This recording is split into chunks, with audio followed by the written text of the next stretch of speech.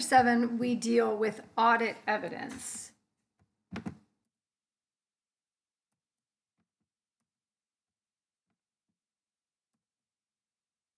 So basically, audit evidence is what the information that the auditor pulls or uses in order to support their opinion of that company's, again, whether it's modified or clean or whatever.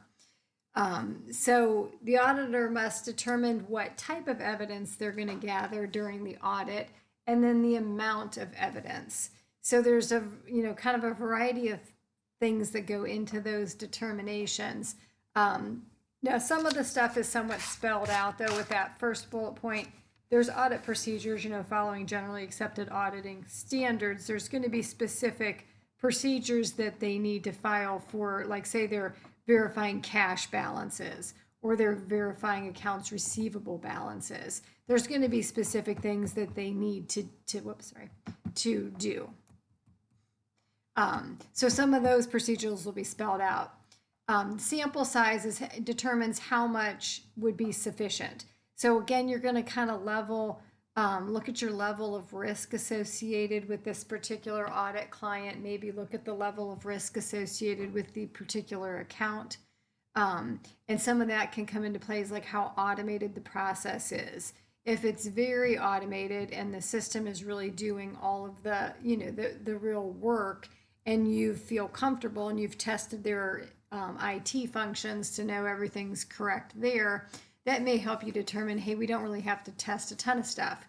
If it's very, like people doing it by hand where there could be mistakes or there could be things that are not coded correctly or entered correctly, then you may think, well, I probably should take a higher number of samples just to make sure that I can verify that people are not making mistakes. And again, it all goes back to how, how much risk you're willing to take or what that level of assurance that you need to have. And then the items to select, again, normally the auditors could do it randomly. When I have been involved with audits, it's normally over a dollar amount. So they can sort the transactions to say, hey, everything over $5,000. And then you could sort it randomly. But so let's say, for instance, at the oil and gas company that I worked at, we would do like revenues for interest owners that could be $1 or $2 or 50 cents. Well, obviously they're not going to want to take the time to trace a 50-cent, revenue payment to a landowner. So they're definitely going to set some sort of a materiality threshold so that they're not wasting their time looking at very, very immaterial transactions. And then the timing of the evidence. So if we're auditing our balance sheet accounts, the account balances themselves, obviously we want to be as close to the balance sheet date as possible. So like inventory, we want to actually physically be there when they're taking their inventory. Accounts receivable, we want to send out confirmations. Hey, what, to customers, is this what you owed on December 31st? Bank balances, you want to look right at those bank statements. So you don't necessarily want to go back to January if it's a fiscal year ending, if it's a regular calendar year ending December 31st. So you're going to want to look at those balances close to that date. Income statement accounts, since we're looking at the period ending and we have transactions that happen that entire year and continue to build, those you do want to cover the entire period and make sure that you've covered a little bit of like the first quarter, the second quarter, the third quarter, the fourth quarter. Again, maybe if they're very seasonal, you may focus more on the quarter that has the most transactions, but you still would want to cover that entire period. The persuasiveness of the evidence. So again, evidence should be sufficient and appropriate. So appropriateness is it reliable and trustworthy? So then that gets into, is it relevant? Does it pertain to what I'm really looking to test?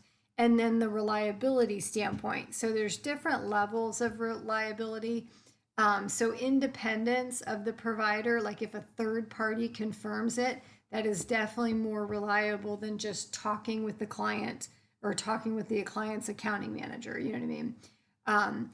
Looking at the effectiveness of the internal controls, because again, that determines the process that they use, might even determine their programming and their IT functions. So if you can get comfortable with those, you're going to be more comfortable with the overall data that's coming out of their accounting system. If the auditor can directly examine it, so watch physical inventory being counted, that would be an example of a direct examination. Or if they can recalculate any type of computations that the client is making, that again is not just part of the IT programming. Like and we would have in the oil and gas company I worked at, we had very detailed like reserve reports to show how much we believed that was left in those wells. Well, that could be an example. Like we did the calculations, but the auditors could go back and recalculate random ones of those wells to make sure that we're doing the calculation right and that they could feel comfortable with that worksheet, because it was always just in Excel how we did it, at least back then. Qualifications that, looking at who's providing this evidence to you, the audit, the client, or the third party, that they're actually qualified. So, so if it's the client's, lady who opens the mail and you're asking her questions, again, unless it has to do with opening that mail, she might not be qualified to answer something about the financial statements or how they process checks. So you obviously want to talk to the right person.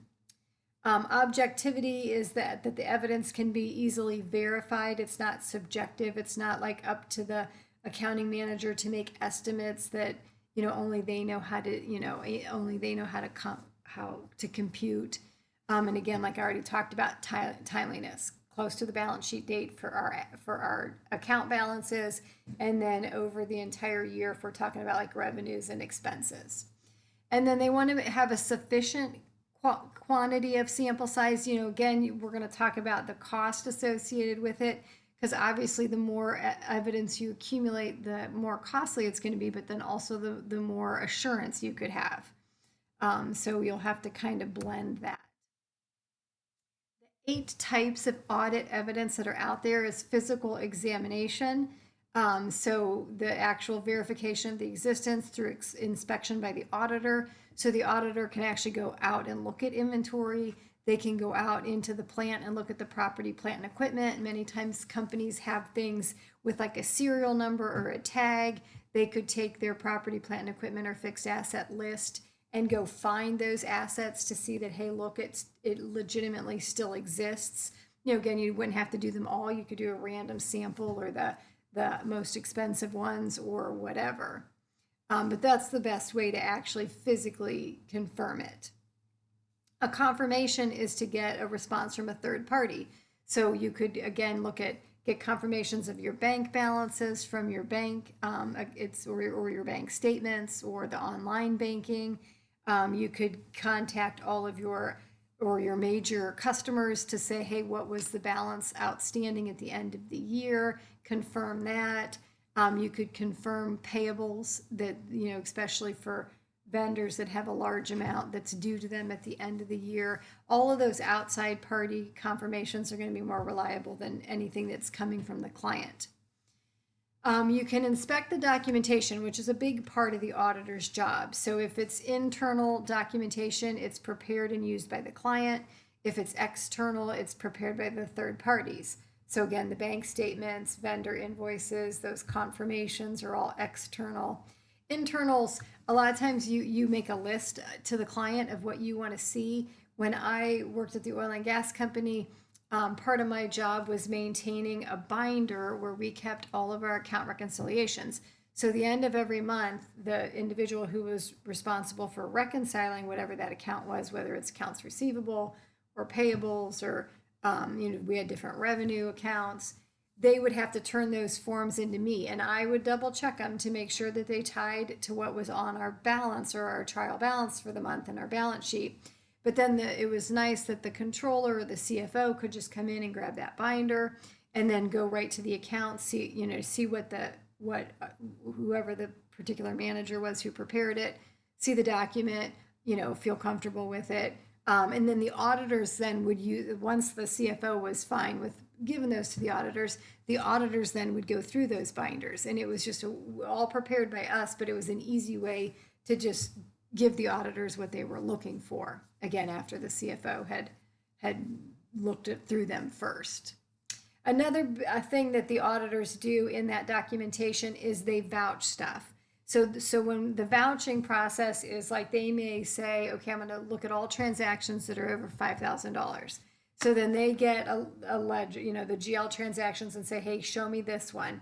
So I'm going to go and find the invoice that supports that, find the purchase order that supported the invoice in the first place, and hopefully on that purchase order, you've got the approval of the managers. Maybe it even shows that we budgeted that amount. So there could be all kinds of documentation to go along with that. And that's the kind of stuff that the auditors would want to look at. So they'd randomly pull those, and then I would pull the documentation to support it. Analytical procedures, again, everything is getting more computerized. So, I mean, when I'm talking about my experience, it was before things were really scanned. And I mean, everything was going into the computer system, but we still had a lot of hard copy invoices and journal entries and things like that. Now, almost everything is so computerized in IT. That it definitely takes more analytical procedures now to get through these audits than it would have, 20 years ago.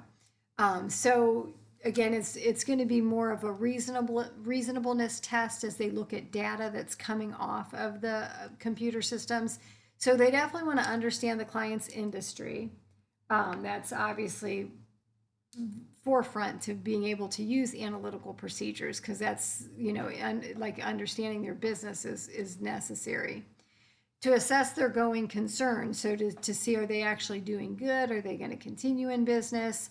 To assess the possibility of are there misstatements in those financial statements? Is there any unusual fluctuations in their general ledger activity that you're looking at? And then to provide evidence supporting an account balance. So the more of these analytical procedures that can be done, and the more comfortable that the auditors could get with the data that's coming off of the computer system of the client, it may eliminate the need to perform some of those detailed tests of balances that they have to do at the year end. So these analytical procedures, again, are very important. They're required during the planning phase to assess the risk of the client. They're normally used during the testing phase, and then again, they're required during the completion phase, because that completion phase is kind of when you're assessing the going concern, you're considering what report you're going to issue, whether it's a clean, unmodified report, or if there's an explanatory paragraph, or if there's a disclaimer or an adverse, or whatever the opinion might be. Okay, so then the fifth type of audit evidence is an inquiry of the client. Could be written, could be oral. We would have both, I guess.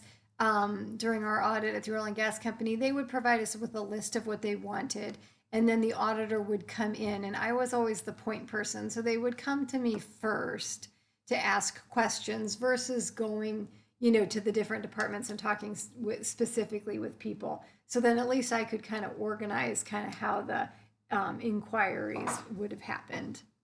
They definitely do recalculation just to make sure that any mathematical computations are being done, especially if they're being done outside of an IT program. Reperformance, so check check and test that those internal control procedures are in place and are working as you would expect them to work. And then observation. So the auditors spend probably 6 weeks at least on the client, on site at the client's business. And then, again, talking to the different individuals in the client's offices, looking through their documentation, so they can kind of observe what's going on in the actual environment itself. And as I said, the audit may think, the auditor may think, I'd like to have as much evidence as possible. If I had as much evidence as possible, I could feel super comfortable with this audit. But then you got to look at costs of that audit. Again, because you're kind of on a fixed budget of what the managers have quoted the job at. So the most expensive evidence is the confirmations that are sent out to the third parties or the physical examination of like inventory and of the plant, because it's going to take a team of auditors to be able to do that. Moderately expensive is the inspection of the documentation, performing those analytical procedures, and then the reperformance of the numbers. So again, this would depend on how much the client prepares. So like I said, we tried to have everything prepared for those auditors, and maybe it was a way to help us save on our costs as well. But the CFO kind of liked to just know exactly what the auditors were looking at and make sure that he had seen it before they see it. So just so there's no surprises. So we really prepared a ton of those documentations for them so that they could really just kind of review them and then perform some tests. The least expensive is observations, inquiries, and then recalculations. So, just kind of hanging out in the audit room, talking to the different people of the, within the accounting department or within the departments that they need to audit, and then just performing, just kind of double checking the numbers, take it, maybe putting it in their own Excel, using like we had a ton of little adding machines that we would have, just to put different accounts and that type of thing. Now they're probably using more computers to do that stuff. So then the actual work papers themselves. And again, I'm sure when I was an auditor, that was many, many years ago, before we all had like our own laptops and things like that. So we had a lot of actual hard copy work papers. So they were just in binders, and you would pull those out for the prior year to look at them. And they were, I'm going to show you some examples. They were ticked and marked. Now I would think that most of that stuff's probably done on a laptop. So it's going to be a little bit more, or iPad, or just something that's a little bit more technological. But the purpose is to have evidence that you can go back to for prior years and future years.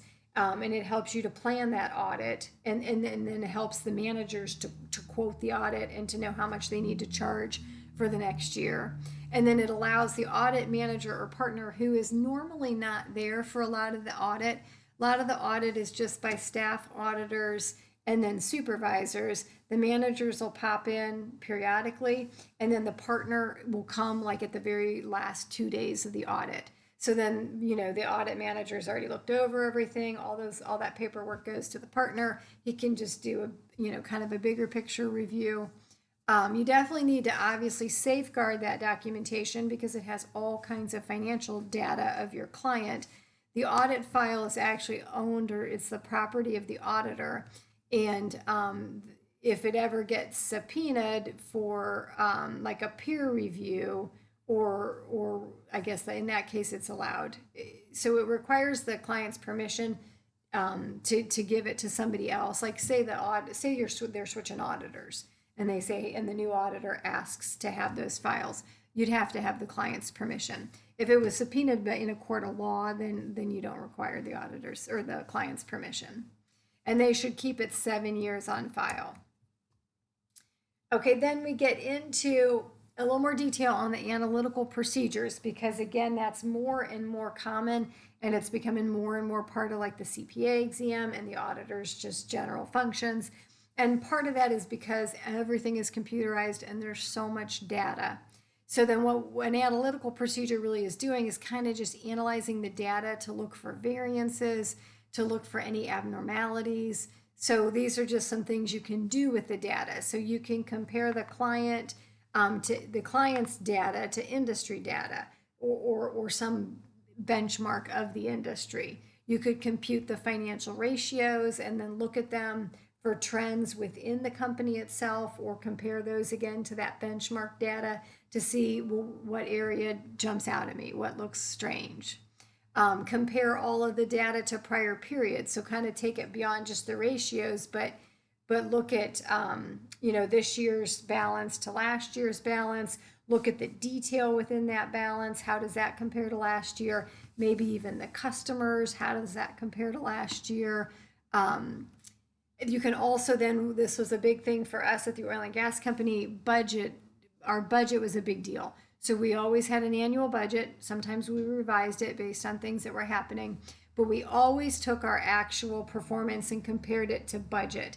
And that would help us identify variances. If we were way off budget, then as accounting manager, I'd have to go look into that. Why did this happen? And then I'd have to explain it to management. Sometimes it could be things got coded wrong. Sometimes it could be true things that were unexpected that occurred. But so the auditors are going to do the same thing. They're going to ask for, hey, what's your budget this year? And look through for some of those variances as well. Now, the auditor could also determine their own expectations. If they've been auditing this client for years, or if they know something that's happening in the industry, or if they even say, hey, look, your sales have gone up 10%, we would estimate, that your expenses are going to go up at the same amount or maybe more, and then they could look at their expectations compared to the actuals. Just to, again, you're looking for any abnormalities, anything that kind of jumps out of the norm.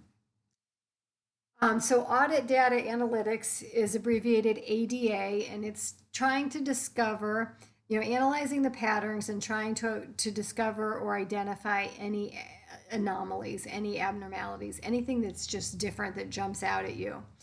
And that's going to help you plan and perform and then review that audit.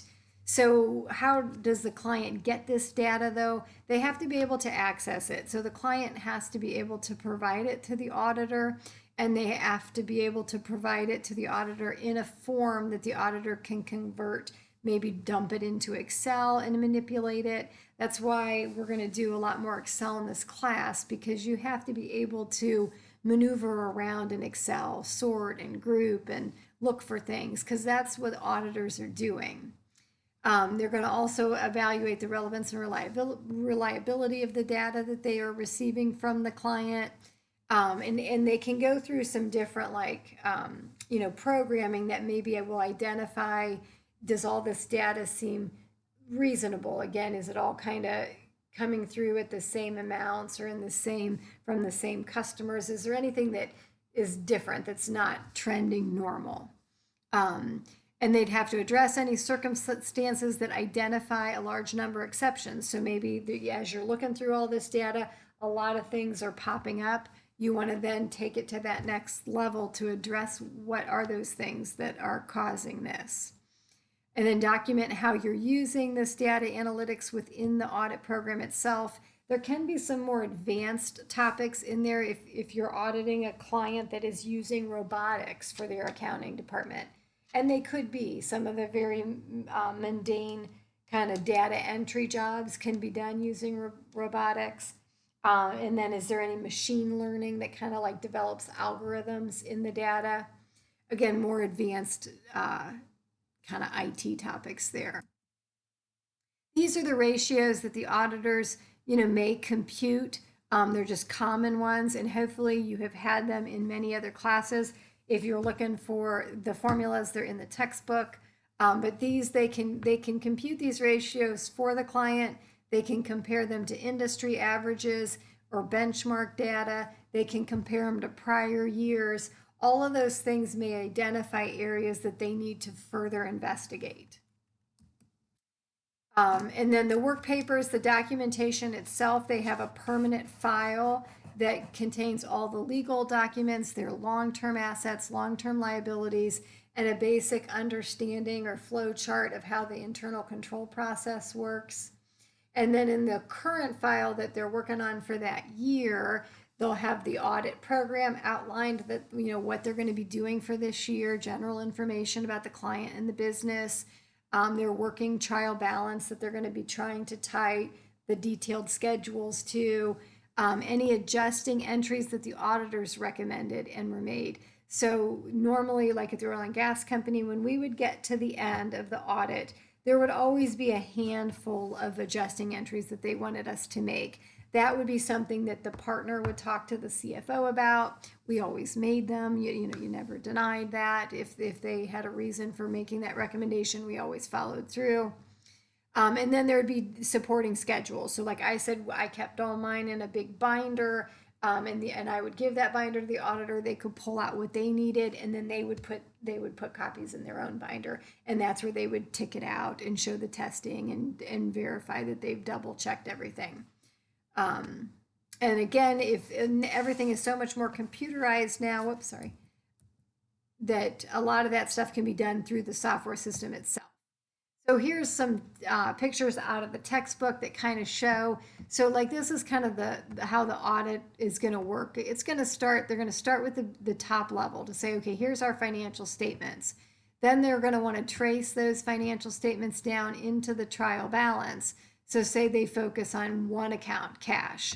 Well, then they're going to go down to cash to say, okay, what is all in our cash account? Because we may have, like at the oil and gas company, we probably had 10 different checking accounts and money market accounts and things that rolled up into cash.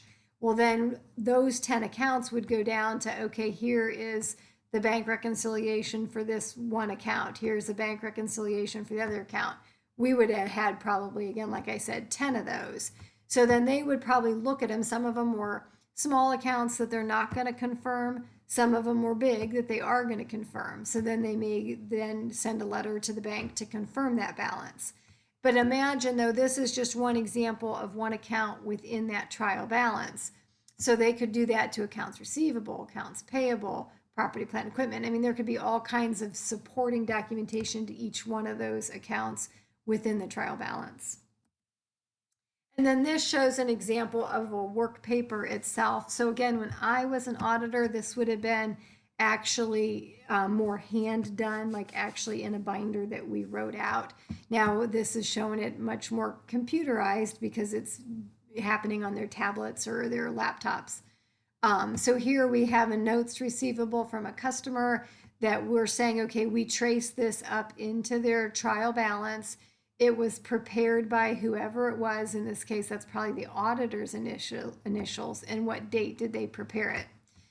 So they're listing out all the customers' names. And then here they're verifying, like, okay, here's an X. That means it agreed to the face amount, the interest rate, the issue date, and the maturity date. The P is saying that we actually sent out a confirmation to those customers and they confirmed it. So we got a positive confirmation. The little @ symbol is that they recalculated this interest expense to verify that it was accurately calculated.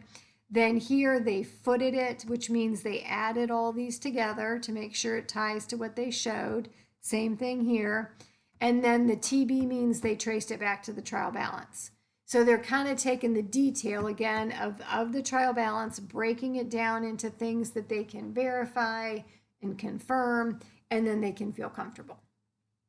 So that is it for our audit evidence.